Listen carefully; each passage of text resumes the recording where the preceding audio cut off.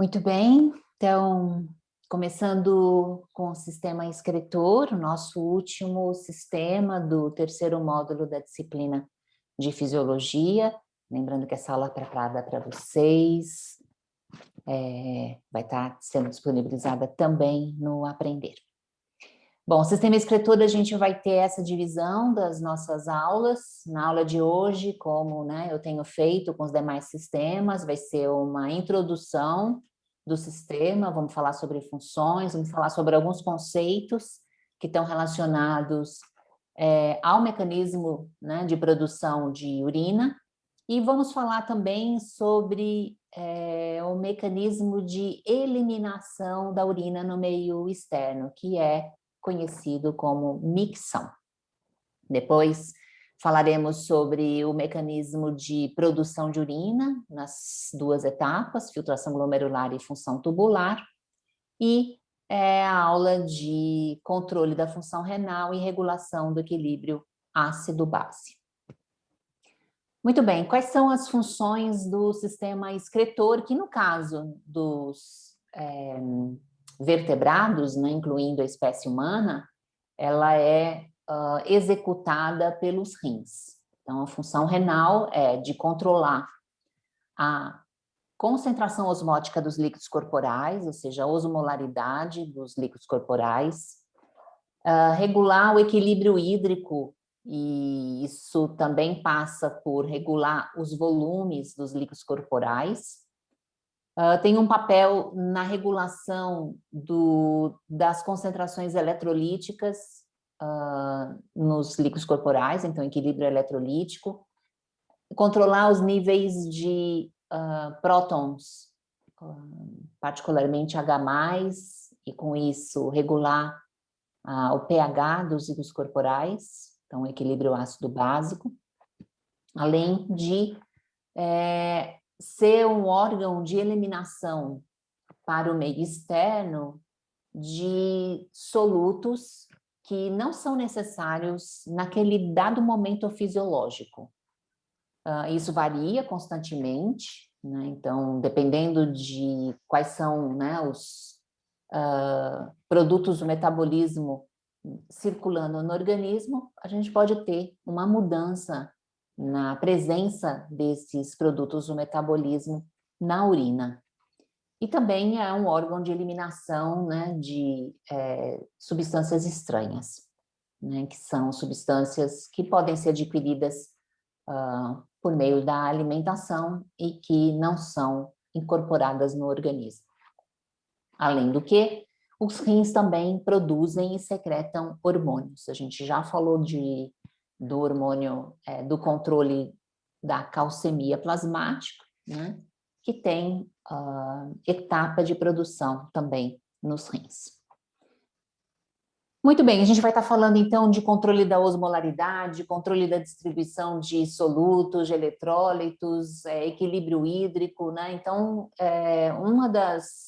dos conceitos importantes para a gente abordar, no começo do sistema renal, sistema excretor, é exatamente essa distribuição de líquidos e eletrólitos nos diferentes compartimentos do nosso organismo, e também como é que se dá essa regulação nessa distribuição de água e solutos entre os compartimentos. Então, essa figura aqui, ela mostra... Deixa eu...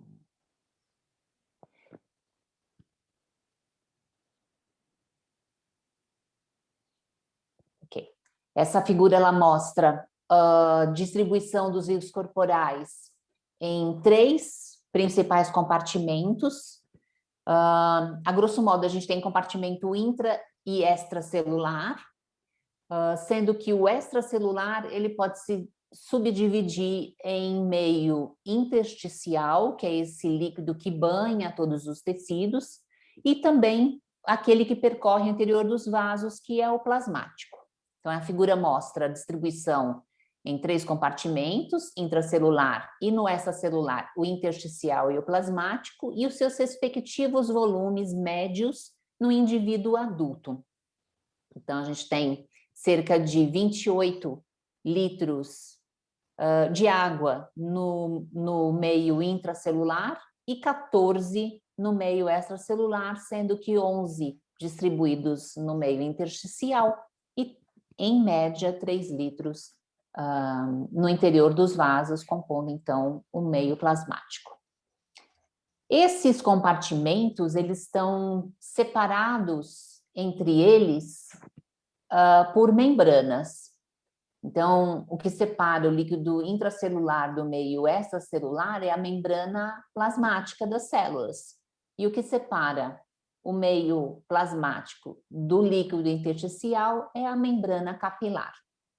E é através dessas membranas que ocorrerão as trocas entre os compartimentos, sejam trocas de água, seja trocas de solutos. Então, a gente vai falar um pouquinho também sobre esses mecanismos de transporte de soluto e de água através das membranas, para entender, né, um pouco melhor sobre essa regulação nessa distribuição.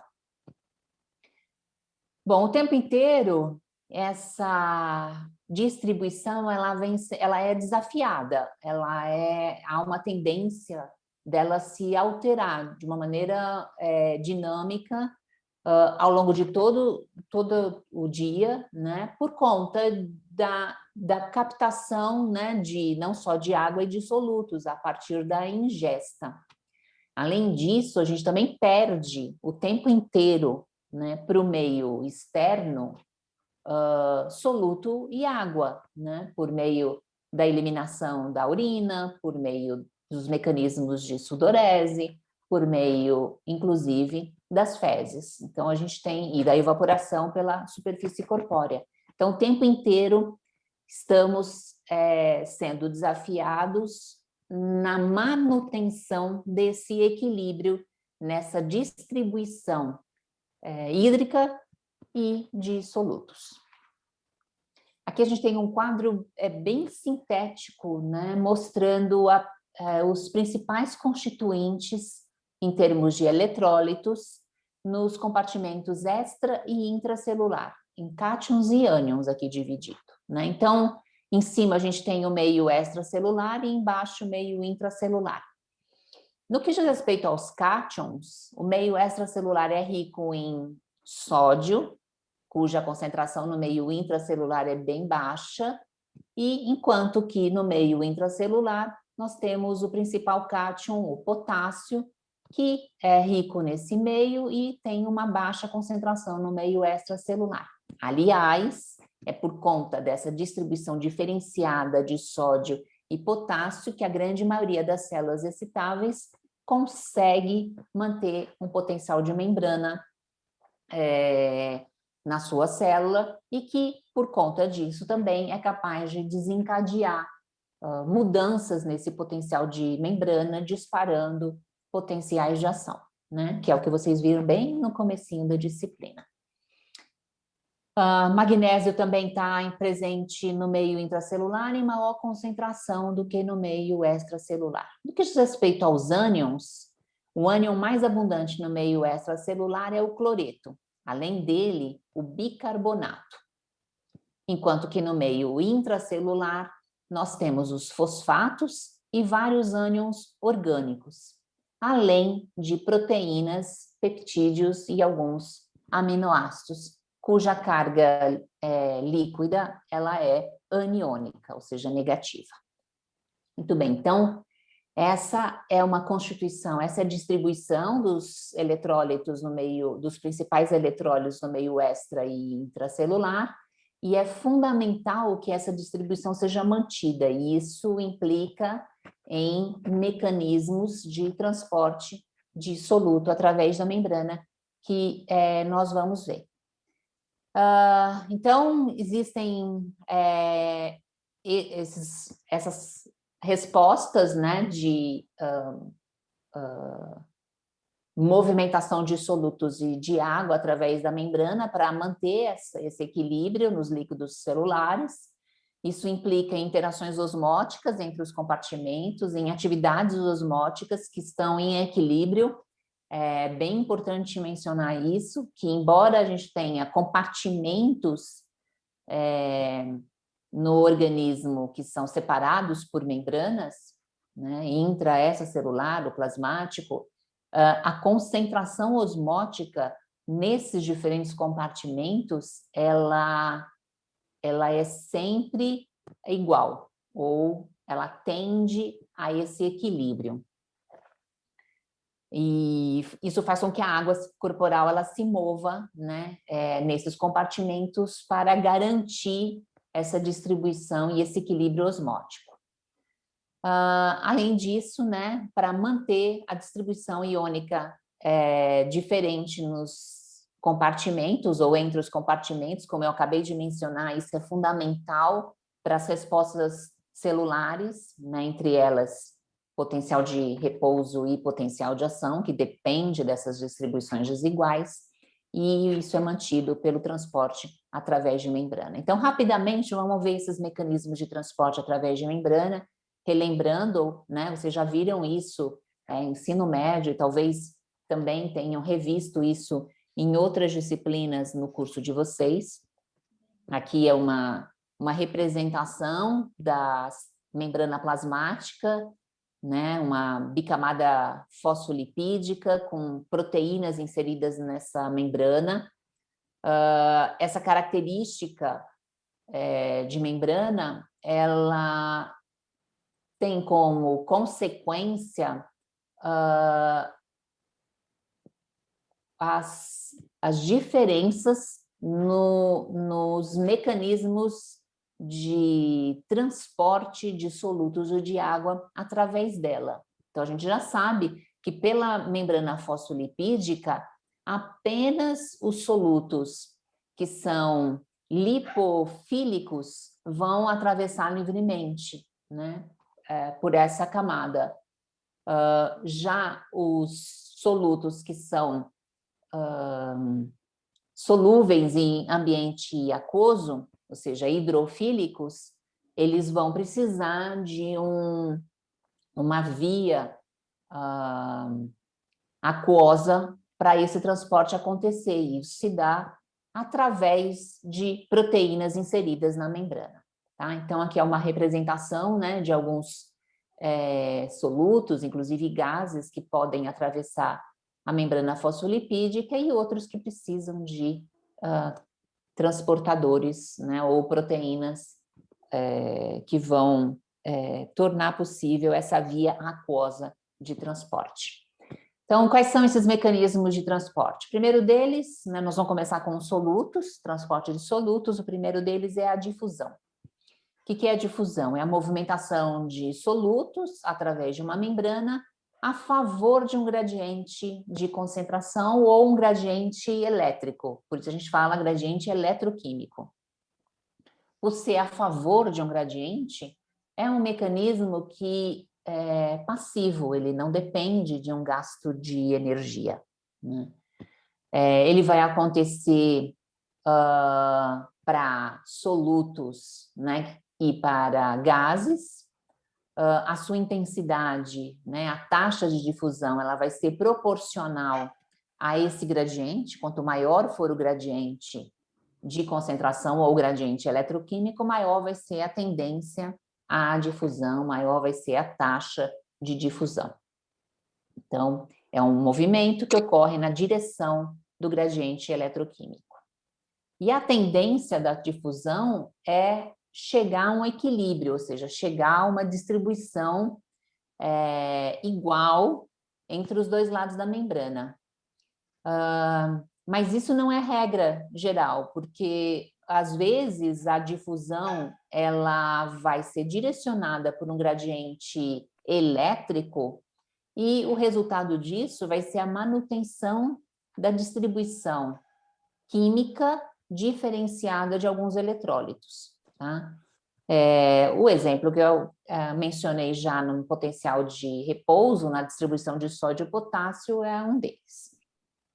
Quais são os fatores que afetam a difusão, então?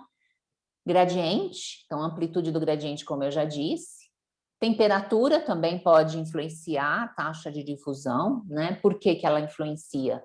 Porque a temperatura, quando ela aumenta, ela vai aumentar a energia cinética desse sistema. O que isso quer dizer? Quer dizer que essas moléculas que estão inseridas nesse meio líquido vão se locomover mais rapidamente, né? Elas vão estar mais agitadas.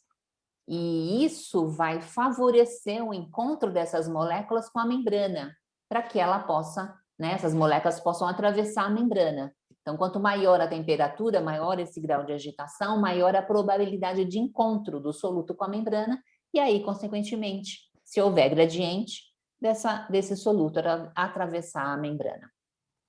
Além disso, o tipo de cobertura, né?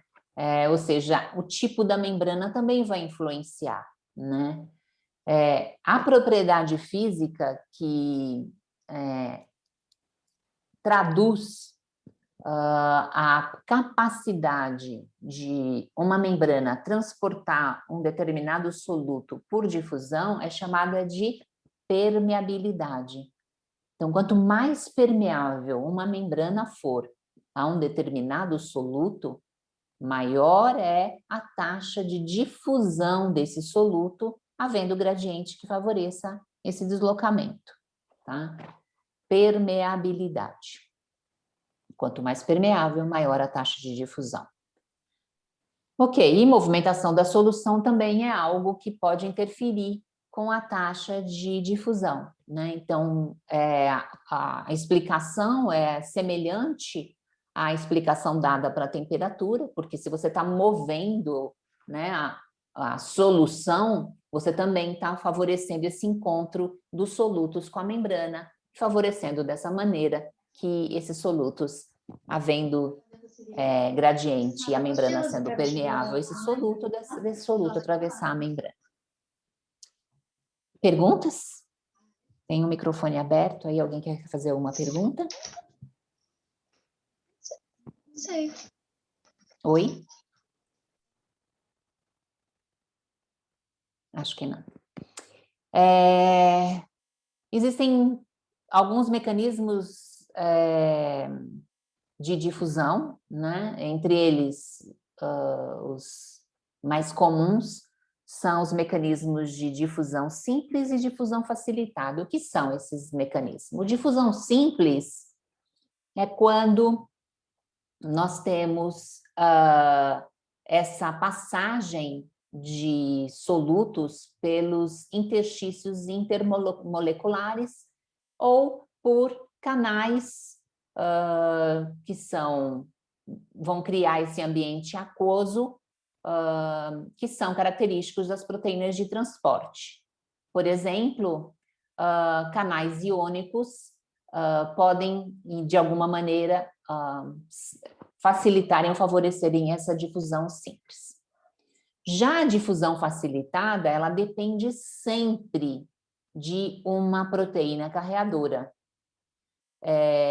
que vai receber esse soluto, e quando esse soluto se liga a essa proteína carreadora, há uma mudança conformacional nessa proteína, de maneira que agora ela se abra para o meio intracelular, permitindo essa passagem ou ingresso desse soluto dentro da célula.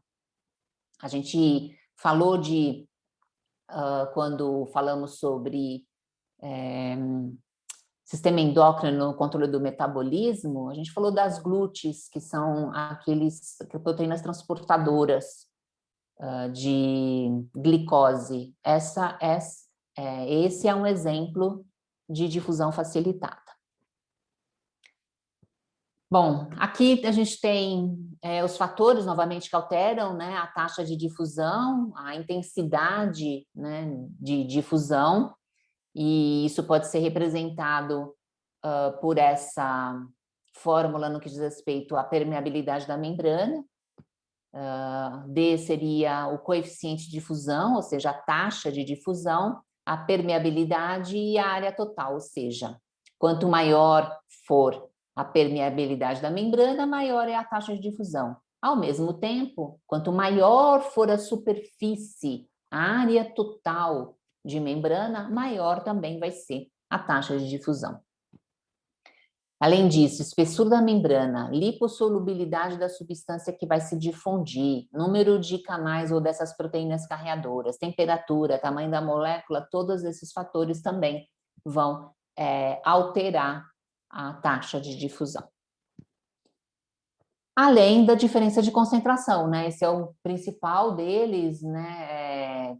Que, na verdade, é o que mais interfere, junto com a permeabilidade, é o que mais interfere na taxa de difusão, que é o gradiente de concentração. Quanto maior o gradiente de concentração, maior vai ser a taxa de difusão.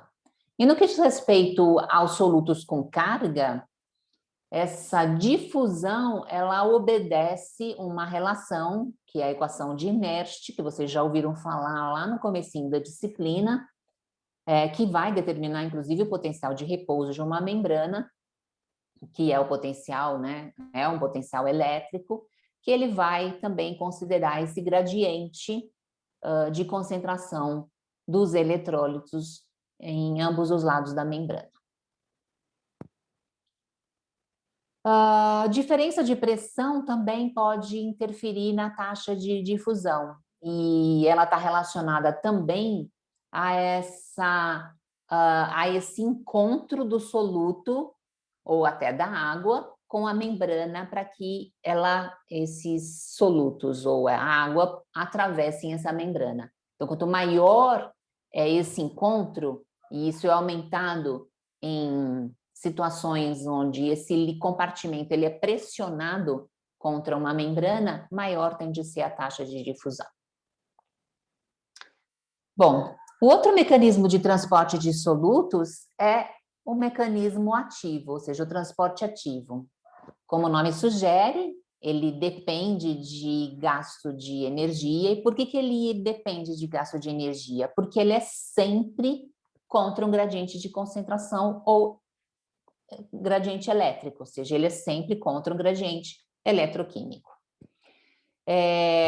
Normalmente envolvem eletrólitos, né, solutos com carga, entre eles principalmente os íons. Ele também depende, né, o transporte ativo também depende da temperatura, de uma maneira semelhante à difusão, porque quando aumenta a temperatura, aumenta o grau de agitação desses solutos e favorece o encontro desses solutos com seu transportador. Como é um transporte, é um mecanismo ativo, nesse caso, ele vai sempre depender da presença de um carreador ou de uma bomba, uma proteína que vai ser específica àquele soluto. Então, a propriedade inerente ao transporte ativo, uma propriedade da membrana, né, relacionada ao transporte ativo, é a seletividade. Tá? Permeabilidade é a propriedade de membrana que diz qual é o soluto que pode atravessar essa membrana de uma forma passiva. No caso do transporte ativo, a propriedade ela é a seletividade. E a permeabilidade, nesse caso, ela não é relevante para o transporte ativo. No entanto, a grande maioria das membranas que são seletivas a um determinado soluto vão ter baixa permeabilidade a esse mesmo soluto. E por que isso? Ora, transporte ativo, ele tende, ao contrário da difusão, que tende a equilibrar as concentrações, o transporte ativo tende a manter as diferenças de concentração, com gasto de energia.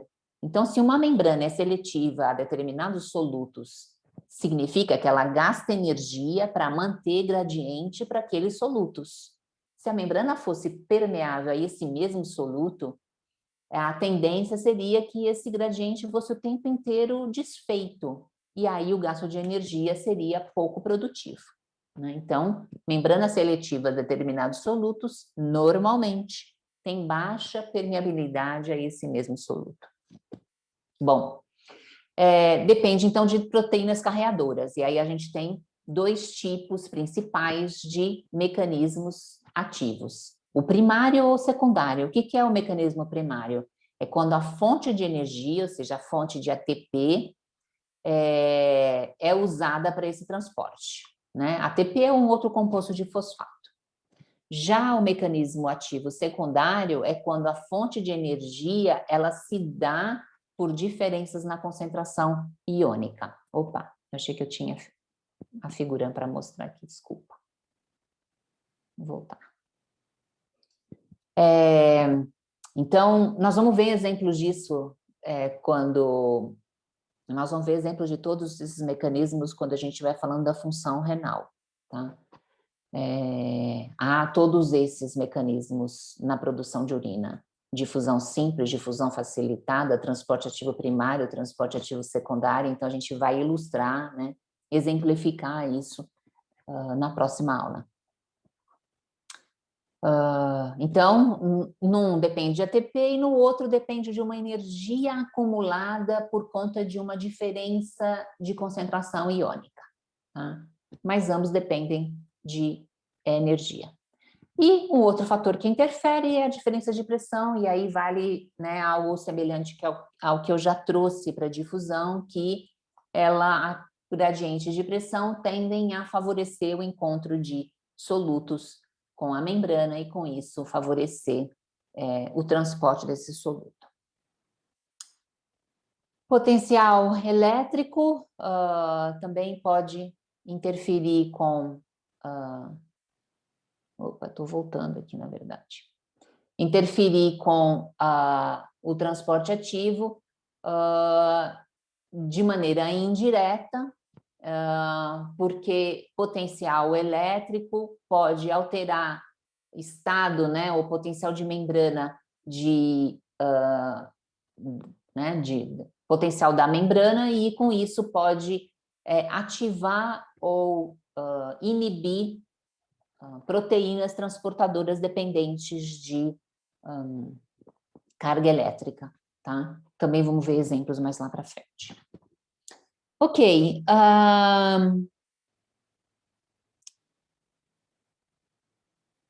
Isso foi, né, com relação a solutos, transporte de solutos, difusão e transporte ativo. E a água, como é que ela é transportada através de membrana?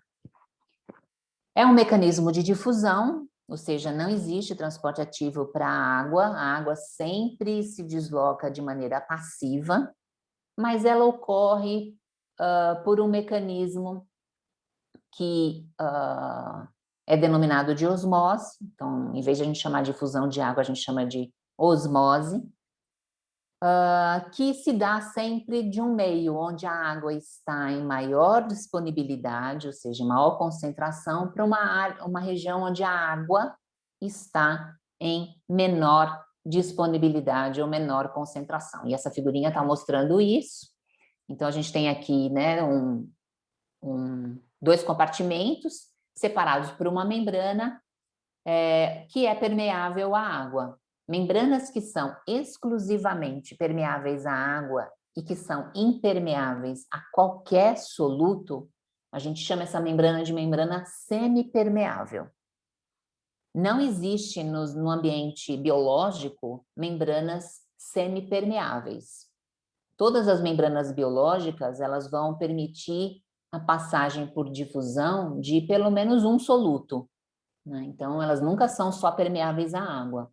Mas aqui, nesse exemplo, a gente está pensando, né, numa membrana semipermeável ideal. Ela vai permitir a passagem exclusivamente de água.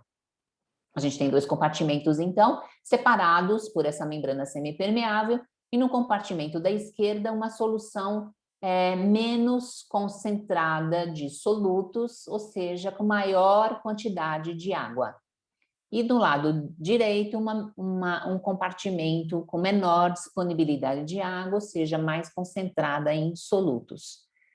A água vai se difundir, então ela vai passar por osmose através dessa membrana, indo em direção ao compartimento da direita, e esse movimento vai se dar até que exista o equilíbrio entre os dois compartimentos, se não houver nenhuma outra força que impeça essa passagem de água, tá?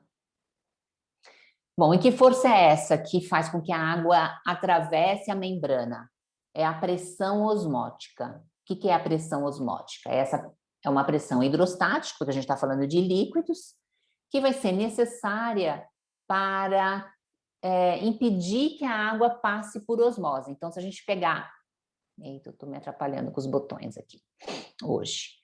Se a gente pegar, né, algo que impeça a água passar do compartimento da esquerda para o da direita, como, por exemplo, se a gente tivesse aqui um cilindro fechado, ou seja, o volume não poderia ser aumentado, essa pressão exercida nessa membrana para a água passar, ela é chamada de pressão osmótica. Ela é, então, fundamental na determinação da taxa de osmose. Então, quanto maior a pressão osmótica, maior tem de ser a passagem de água pela membrana semipermeável. Outro fator determinante é a quantidade de partículas presentes nessa solução, ou seja, a concentração osmótica dessa solução, de maneira que quanto maior for o gradiente de concentração osmótica, ou seja, quanto maior for a diferença de quantidade de solutos entre os dois compartimentos, maior tem de ser a osmose, ou maior tem de ser a passagem de água. Tá? Então, quanto maior a pressão osmótica, maior a probabilidade de osmose. Quanto menor a pressão, né, maior é a pressão osmótica, mas menor é a tendência à passagem de água. E como é que ela é determinada? Para a determinação da pressão osmótica de uma solução, a gente faz uso de uma outra lei, que é a lei de Van Hoff, que é a lei dos gases. Se você lembrar da lei dos gases, né, a gente vai ter lá PV é igual a nRT, né? P pressão, V volume, N número de moles, R a constante de gases e T a temperatura absoluta em Kelvin. Se a gente passar, né, o V, o volume, né, para o outro lado, a gente vai ter N sobre V. N sobre V, que é número de moles por volume, dá a concentração. Então, essa lei de Van Hoff, ela deriva da lei dos gases, e o que a gente tem aqui é pressão, que é a pressão osmótica, igual a C, que é a concentração osmótica, que é o número de solutos por litro, R, a constante de gases, e T, a temperatura absoluta. Ela pode ser dada em milímetros de mercúrio ou em atm.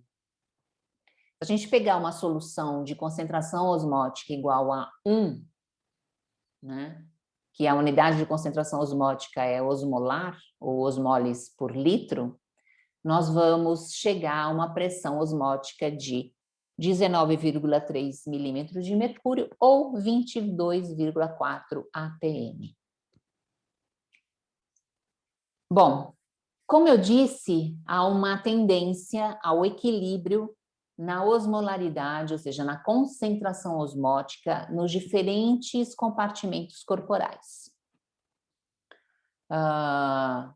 De maneira que há sempre passagem de solutos de água para manutenção desse equilíbrio osmótico. Isso é fundamental.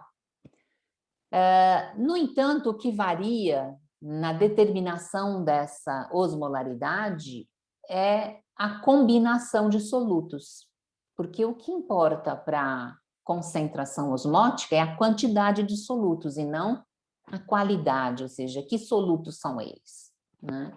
Então, a gente pode ter equilíbrio de concentração osmótica, e tem equilíbrio de concentração osmótica no compartimento intra e extracelular, mas eles têm composição completamente diferentes, como a gente já viu, né? Então, o que contribui, né, para a concentração osmótica desses diferentes compartimentos? No líquido intersticial e plasma, os principais solutos são sódio e cloreto.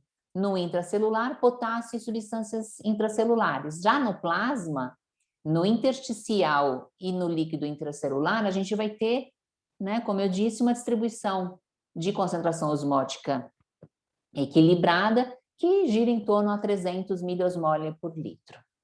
Sendo que no plasma há uma tendência dela ser um pouquinho maior do que nos outros compartimentos devido a um número maior de proteínas plasmáticas que estão o tempo inteiro também sendo modificadas, né? Ou seja, o tempo inteiro a composição de proteínas plasmáticas ela é modificada, né? Ou são proteínas que são internalizadas, são quebradas, ou são hormônios que vão, né, ser metabolizados e degradados, né? Então, há uma mudança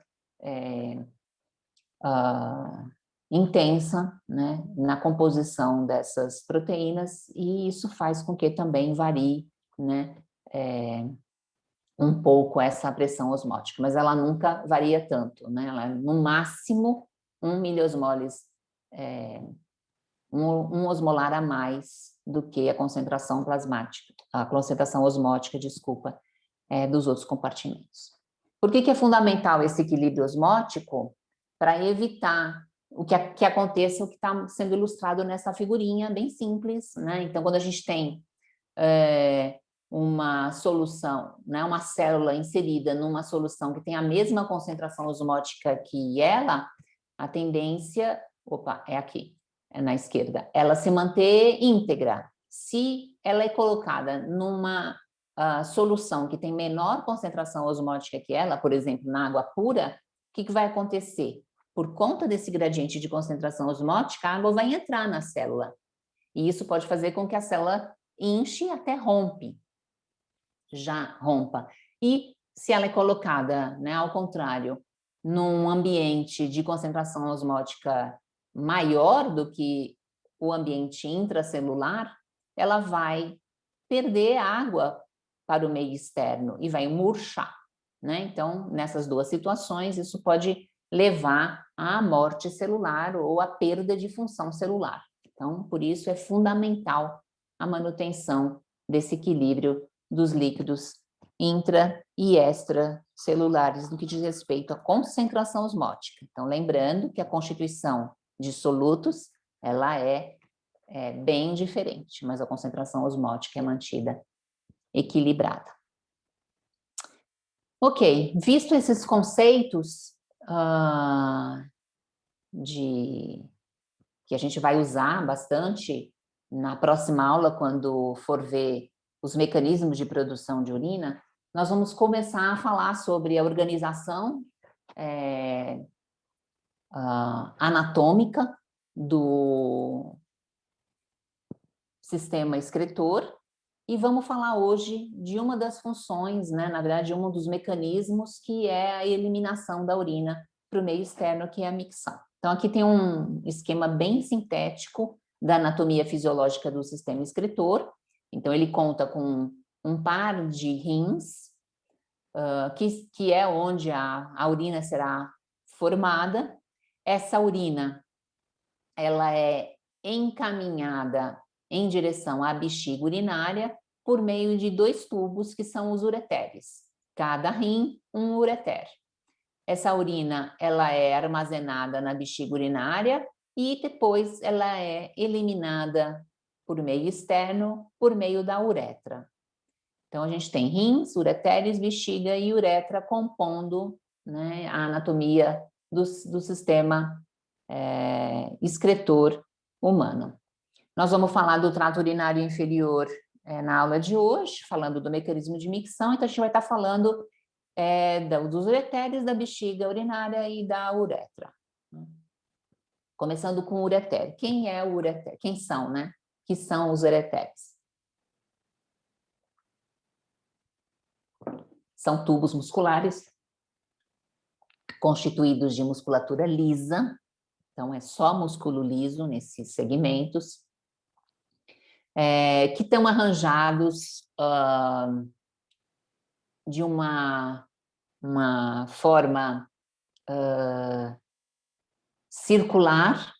Então, a gente tem fibras musculares lisas circulares envolvendo a parede interna do ureter, que é a mucosa, e tem também pequenas fibras musculares lisas longitudinais. Então, isso acaba lembrando a configuração que a gente tem. Oi, perguntas?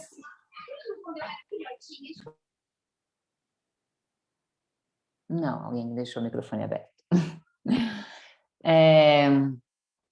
Isso lembra muito aquela configuração que a gente viu no trato digestivo, em que a gente tem músculo liso arranjado em musculatura circular e longitudinal. E qual que é o resultado disso?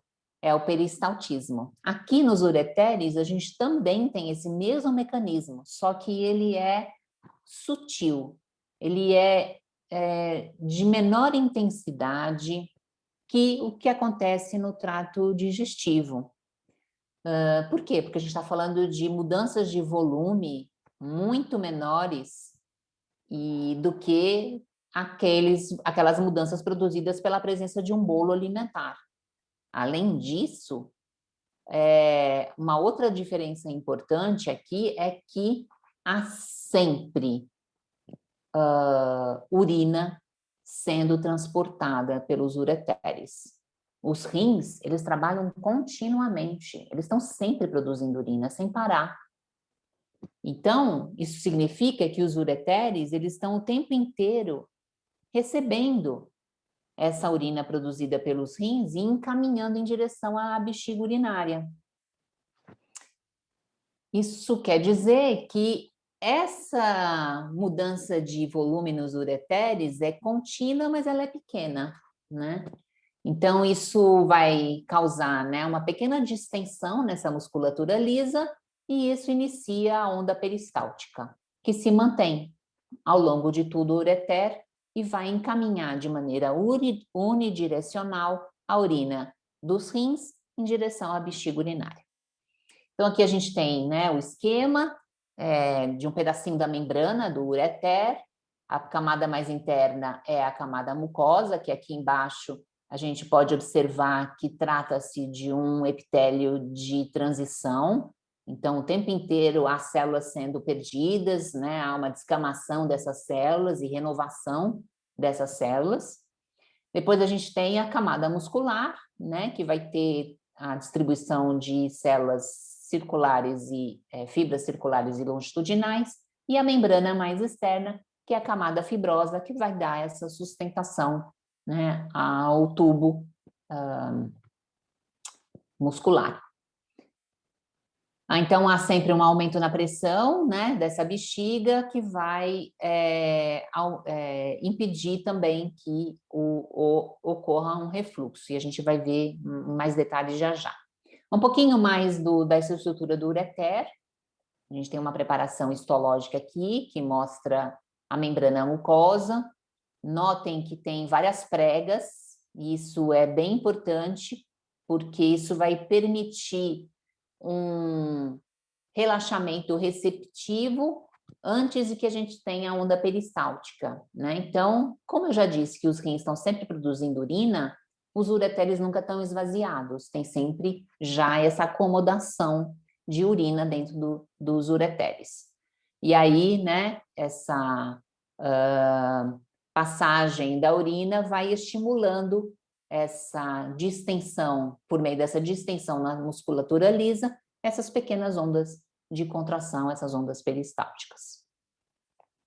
Ok, com isso, a urina produzida por cada um dos rins é encaminhada pelos ureteres até a bexiga urinária. E aqui a gente tem um esquema da bexiga urinária,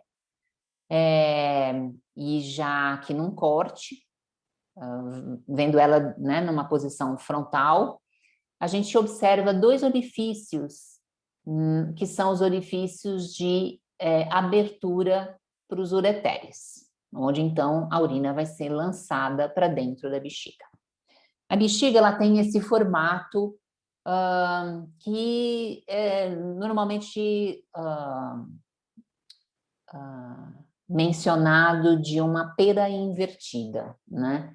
Enfim, né? Que formato é esse? Há uma região mais abaulada, né, maior na região superior e que se estreita na região inferior, né? Essa região abaulada, maior da bexiga urinária, a gente chama de corpo da bexiga. E essa região mais estreita é a região da uretra, ou pescoço da bexiga. Vamos olhar um pouquinho essa organização, né, da bexiga urinária para entender o mecanismo de micção. A bexiga urinária, ela também é constituída de musculatura lisa, toda a sua parede é músculo liso. No entanto, no corpo da bexiga, além daquelas duas camadas que a gente já viu no ureter, que é a camada circular mais interna e longitudinal mais externa, a gente tem entre as duas uma musculatura oblíqua. Nós vimos isso também no estômago. E aí, se vocês lembrarem, no estômago, essa organização das três camadas, circular, oblíqua e longitudinal, era fundamental para que o estômago se contraísse tridimensionalmente em todas as direções e garantir, então, essa mistura do bolo alimentar, né, com suco gástrico, etc. Para que a digestão possa estar acontecendo, né? Isso também vai acontecer na bexiga, ou seja, essa contração em todas as direções. Há uma diminuição de volume na bexiga urinária quando ela se contrai, né? E essa diminuição vai ser proporcional ao vigor dessas contrações. Então, 3 camadas musculares.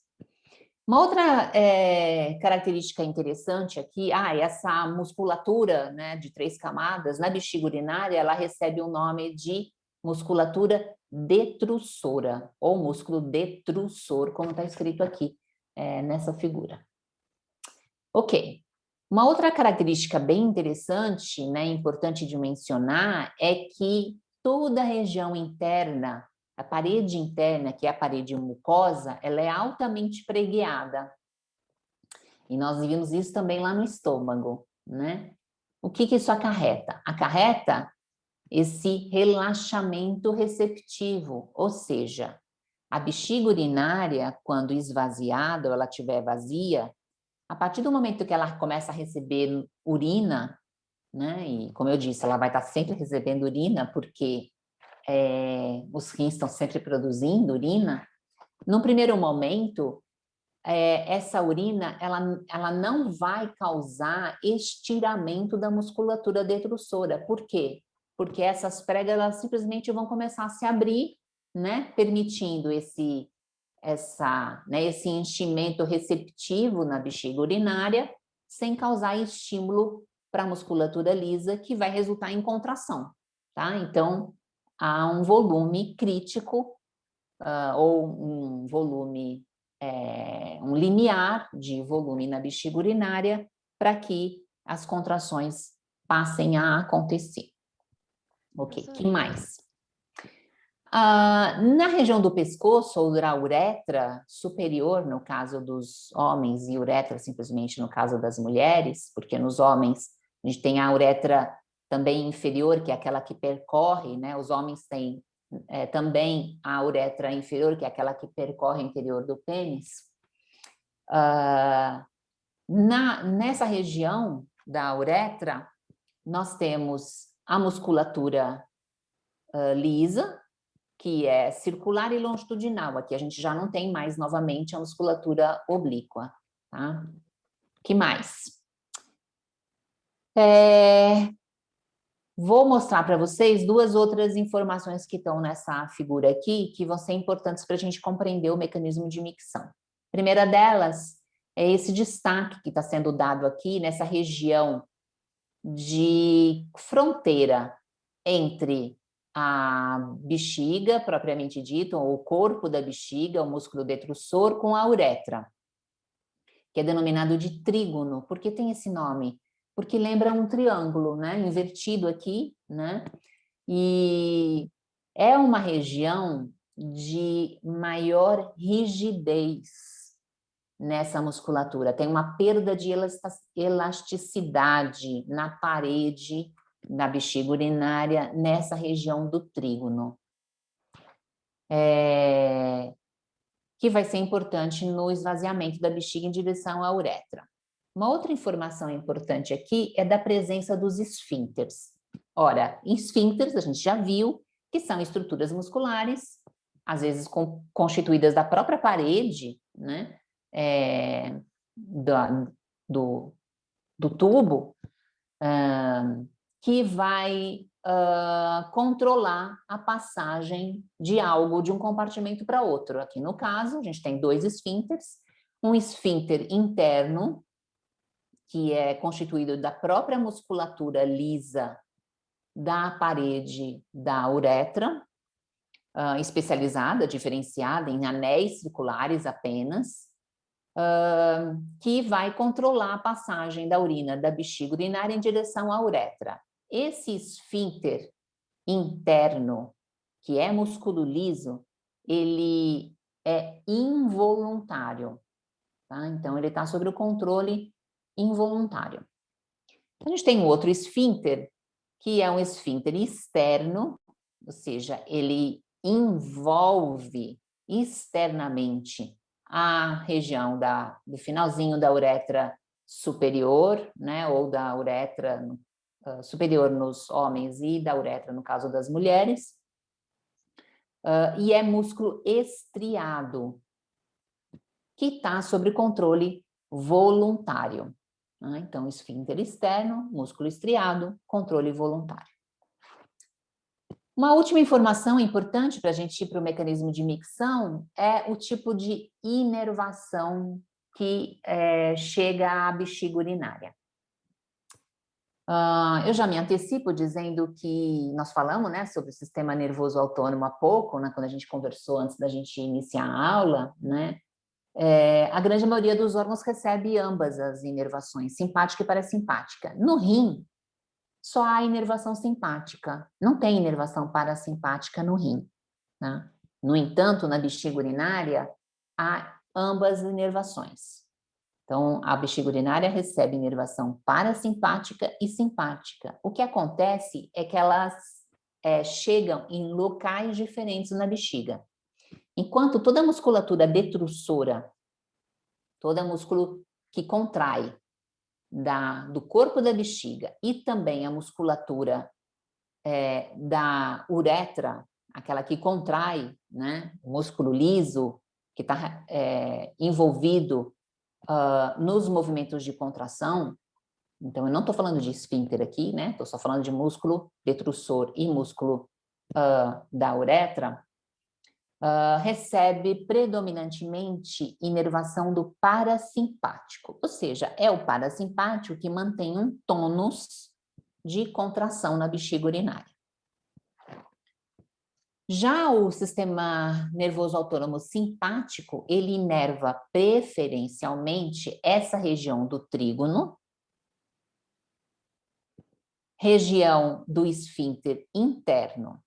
Então, são duas regiões onde o simpático predomina.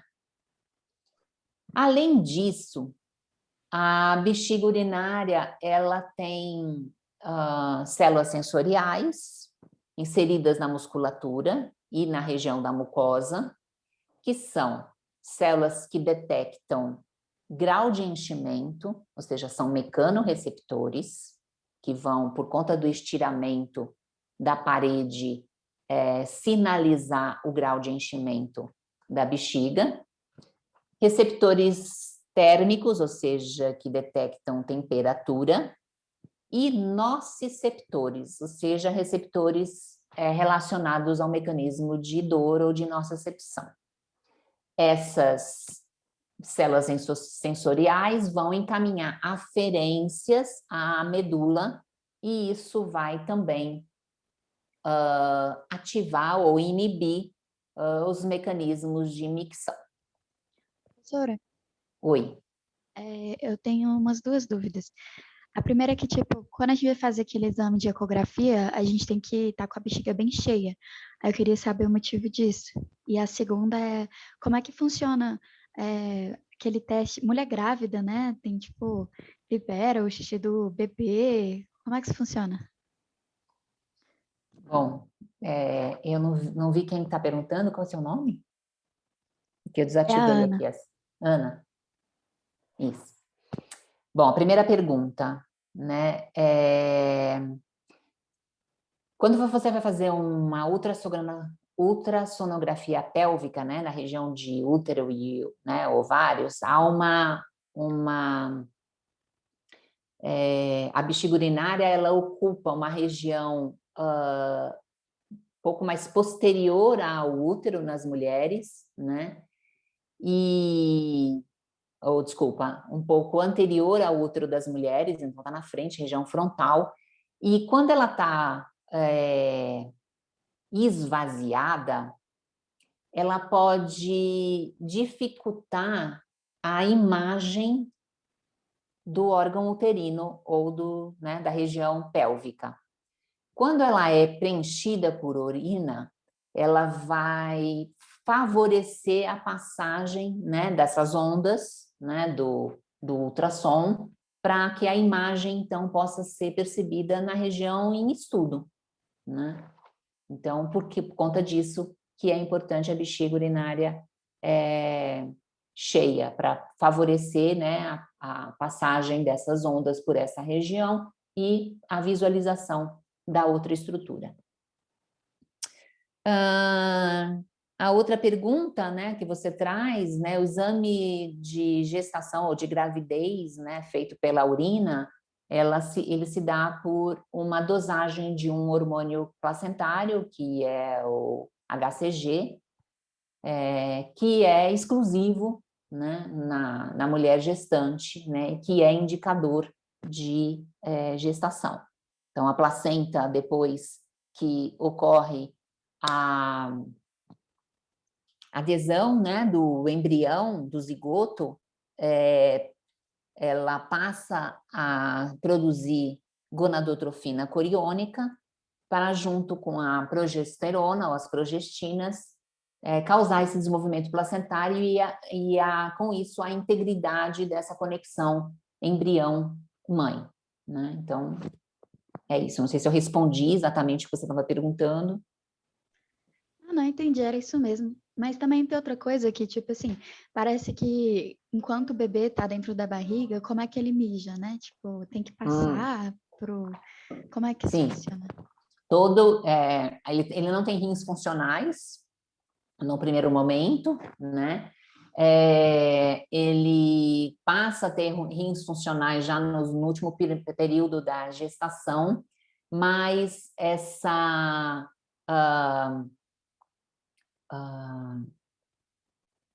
gente não tem as etapas todas, né, no rim do embrião, que está assim, em desenvolvimento, as etapas todas da produção de urina que é encaminhada aos ureteres. A gente tem uma parte que funciona, que é da filtração, mas ela volta para a circulação sanguínea da mãe, né? Então, é o rim materno que vai fazer a depuração do que acontece no embrião. Tá? Então, não tem rim funcional até que o parto, né, ou momentos antes do parto.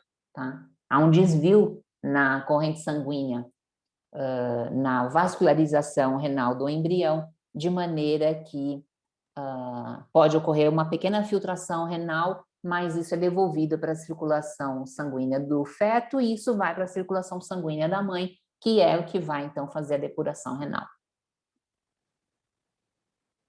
Tudo bem? Acho que entendi. Obrigada. Tá? Nada. Ok.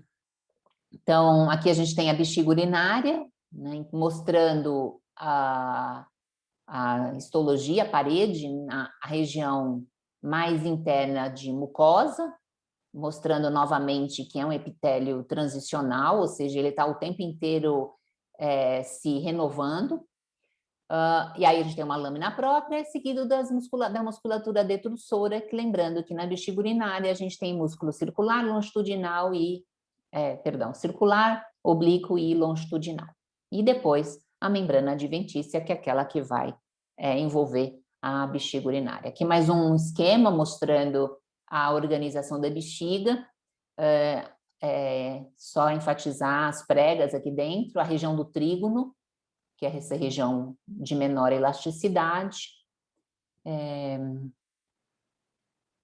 E aqui as entradas dos ureteres também está sendo sinalizado. Como eu disse, a inervação, né, que mostra o esquema dessa inervação chegando,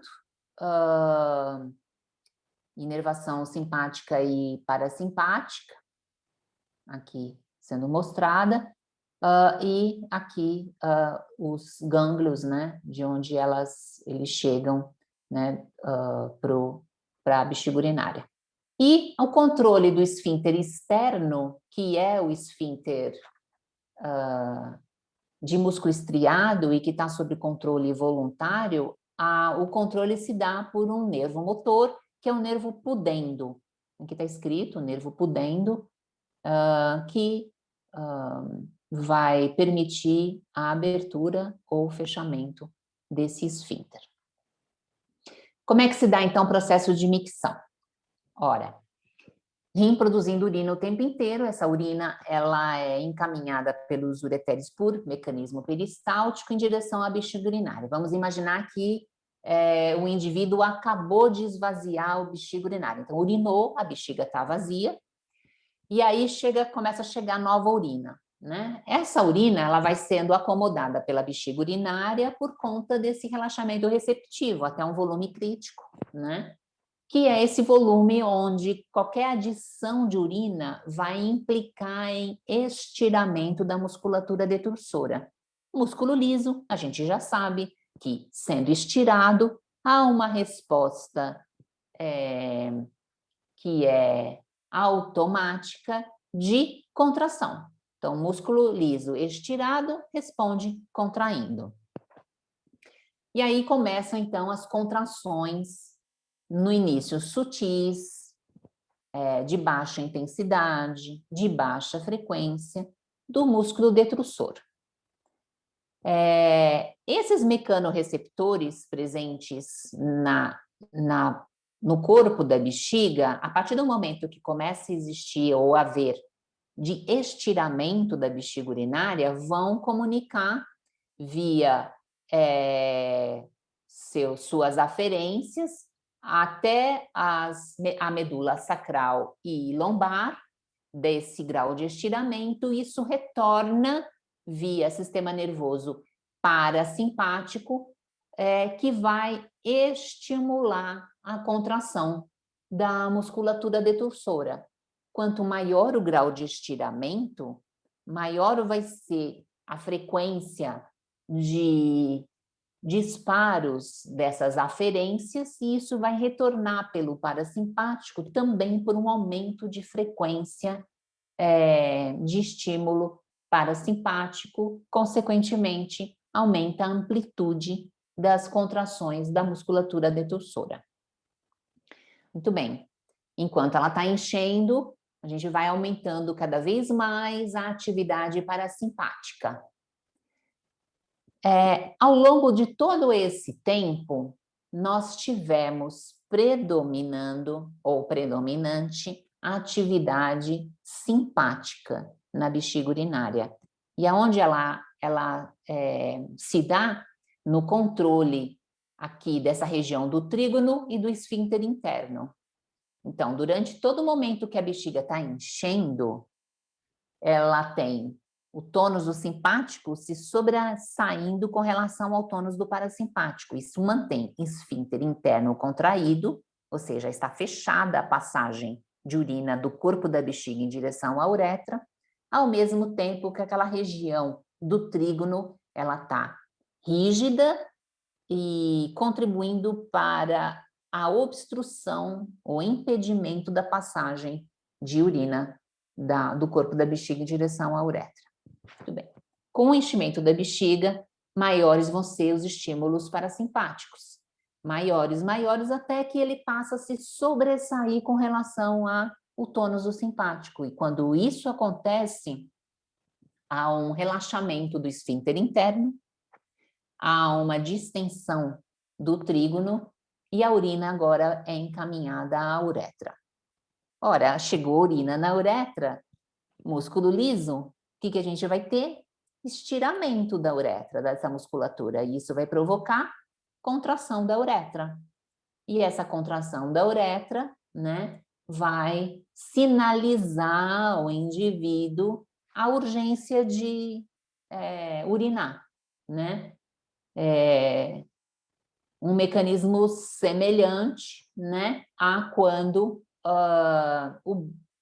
o bolo fecal chega na região do reto, né? Então, isso traz esse estímulo para a eliminação da matéria fecal. Aqui, quando chega na uretra, traz esse estímulo para a eliminação da urina.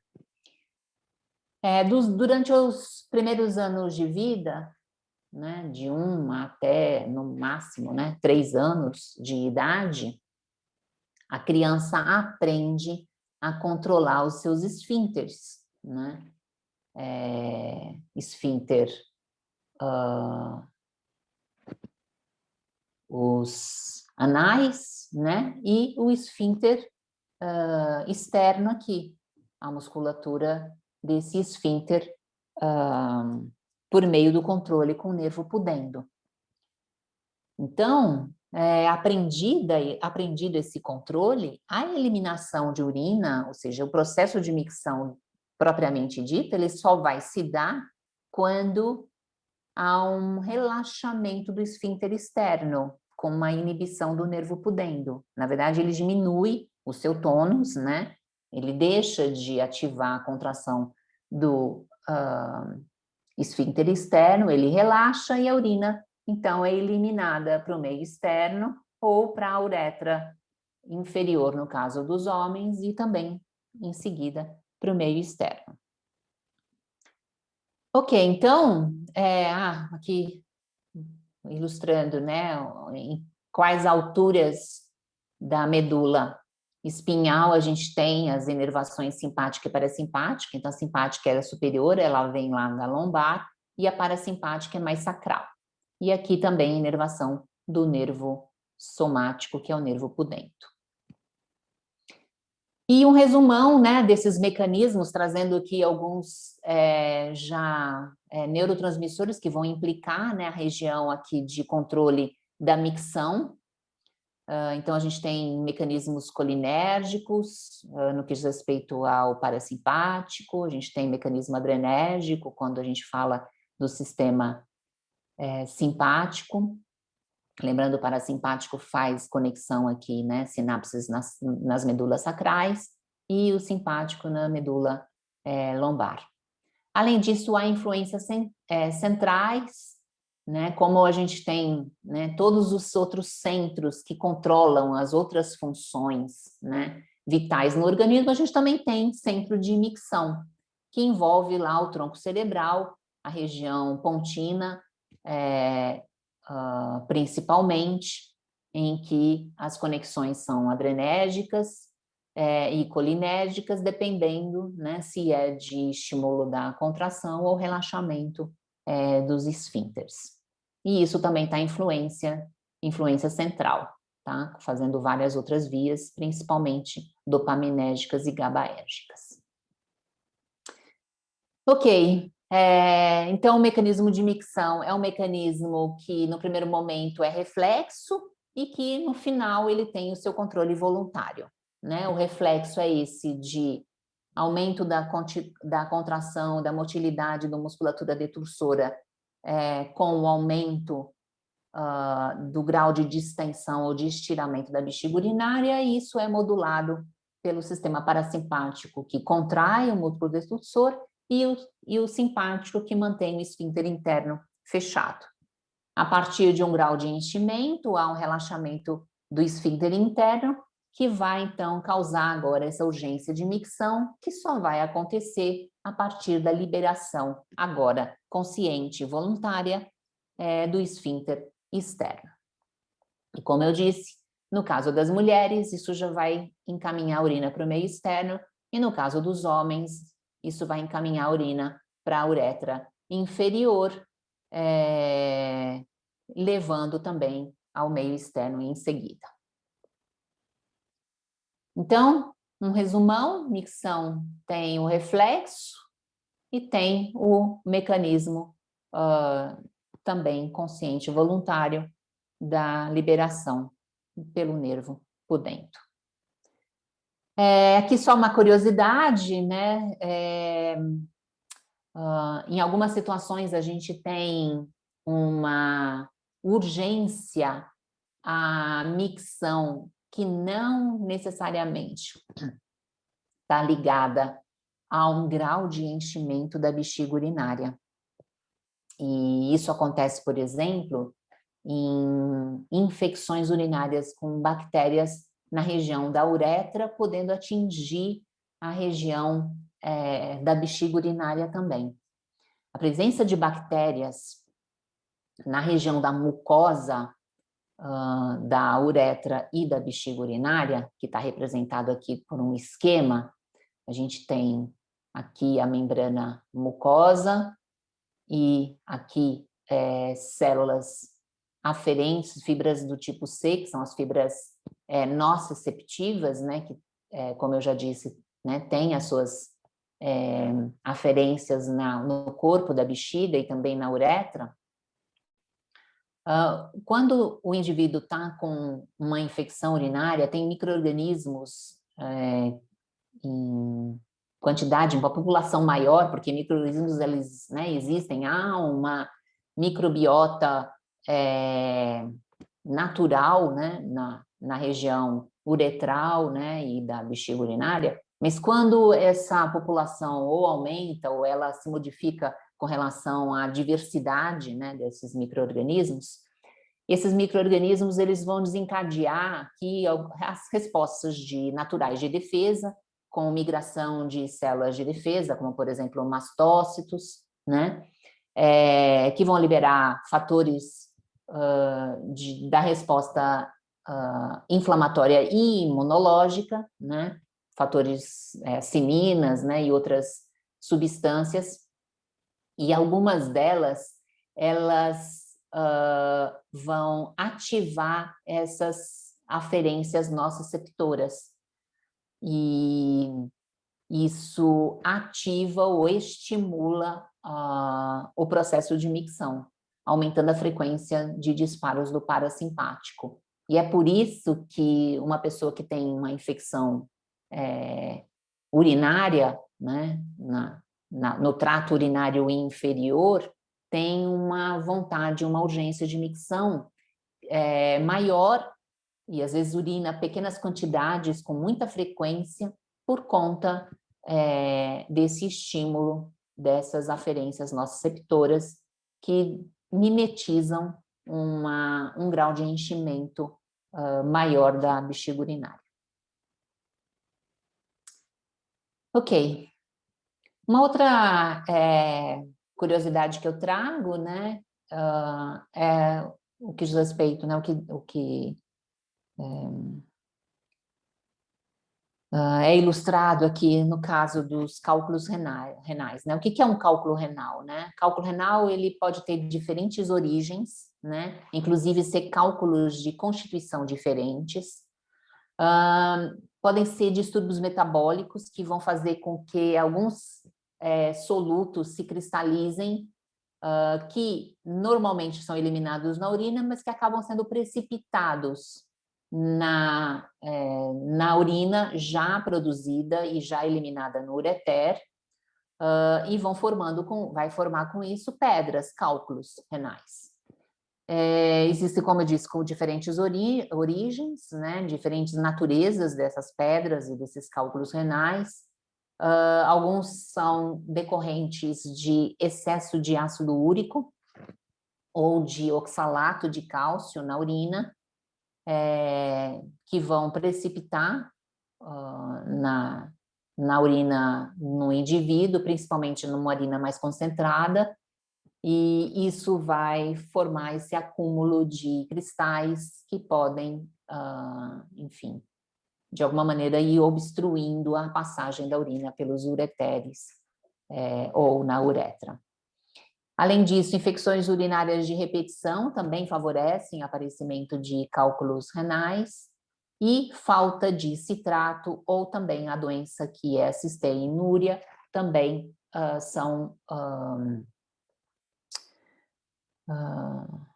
algumas das fontes, né, de cálculo renal, ou de explicações, causas de cálculo renal.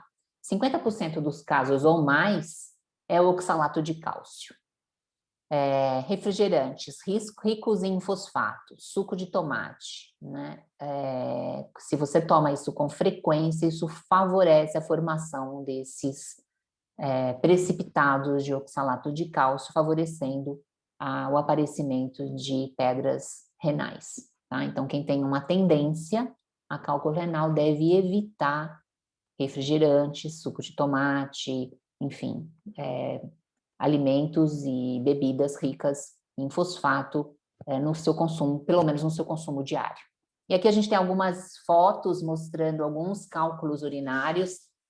Vejam a régua, observem o tamanho desses cálculos. A gente tem uma régua de 30 centímetros, vejam um cálculo aqui de 5 centímetros. Imagina isso passando por um ureter. E aqui a gente tem, aqui é uma radiografia, né, desses cálculos, e aqui a gente tem também uma imagem, né, tomada aí na região já saída dos rins para os ureteres, de alguns cálculos renais, né? Então, é extremamente dolorido, dizem que é uma das dores mais lancinantes, quem tem cálculos renais, e eu imagino que realmente seja, principalmente pensando em estruturas grandes como essas, né? Muito bem, com isso a gente encerra a nossa primeira aula de sistema excretor e vou disponibilizar para vocês em seguida as demais aulas também.